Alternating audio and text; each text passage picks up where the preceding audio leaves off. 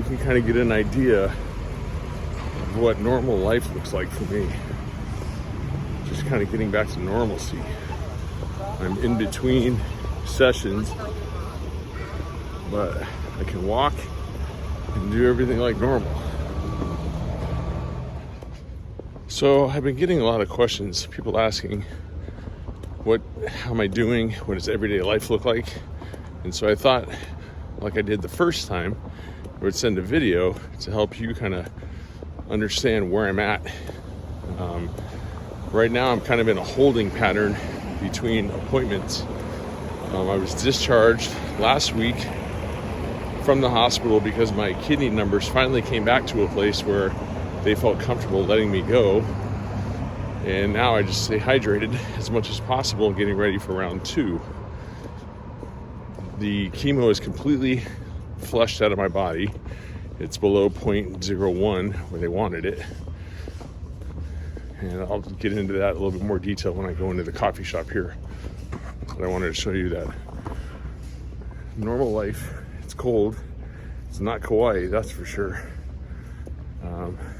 But everything's within walking distance. And it's important that I get my steps in every day. It's a big, big motivating factor in healing. Aloha. So just wanted to go over some questions and answers and give everybody kind of like a status update on where things are at. Right now, everything's kind of in a holding pattern. I've had 1 round of chemotherapy. The first drug that they gave me is called methotrexate. It's methotrexate if you want to look it up. So that one, they gave me an aggressive round of it because the lymphoma that I have passed through the blood-brain barrier and went into my head. It's not supposed to do that. And because it did, they have to go aggressively at it.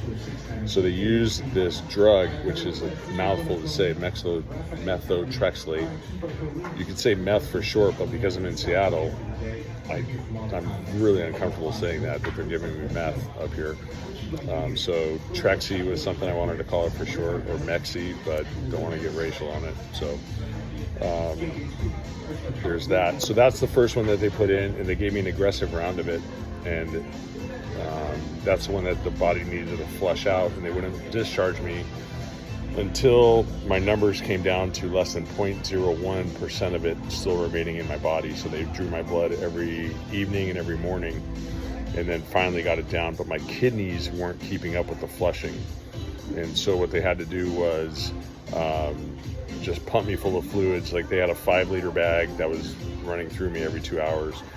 And so I was edema, just very bloated and full, and going to the bathroom nonstop. So just to flush everything out. And then finally, my kidney numbers responded, and I think that is due to all the prayer and thoughts that everybody has been sending my way. That is the best thing I could ask for. And so that's round 1. They give me the methotrexate, and then they give me a form of rituximab, which is commonly called R-CHOP, which is a chemotherapy drug.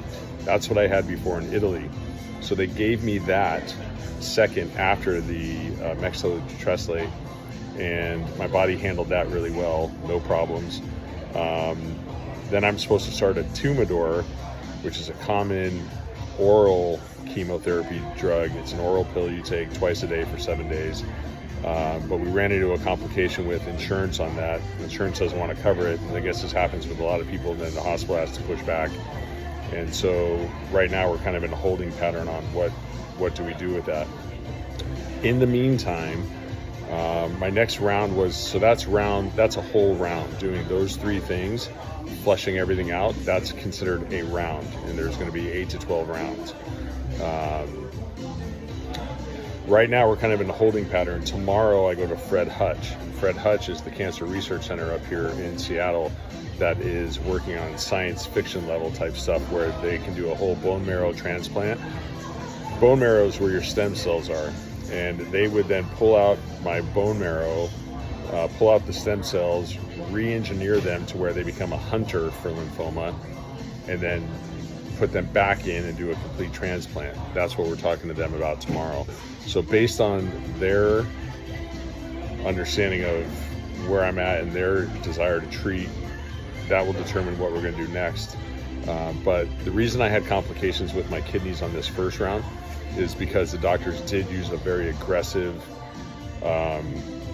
amount of the first of Trexie to try to go after it and push the medication up into the blood-brain barrier. They removed as much of the tumor as they could, as you saw in the before and after photo. I can put it up here again. But there still remains some that they need to shrink down. And because I'm young and healthy, they were like, he can take it, let's go for it. So, but being in the hospital was just, I was there 6 days. I don't heal well in there. I heal better outside. It's more beneficial for me to be able to move around and be out and walk and to do normal life. Like yesterday I was at the store getting an apple for a salad I was making, and I gotta tell you, that apple was the reddest apple I've ever seen. I was like showing people in the vegetable section, like, is this not the most beautiful apple you have ever seen? Things just take on a whole different look right now. So just spreading aloha everywhere I can. And yeah, the hospital I'm at is great, and all the love and prayer that I'm getting from friends and family, I definitely feel it. It's hugely,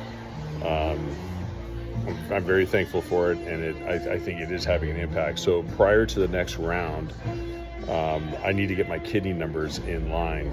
So my creatinine numbers need to come down to 2.0, and I'm just saying super hydrated, doing hydrogen water, hydrogenated water as much as possible, and staying away from any alcohol or anything like that.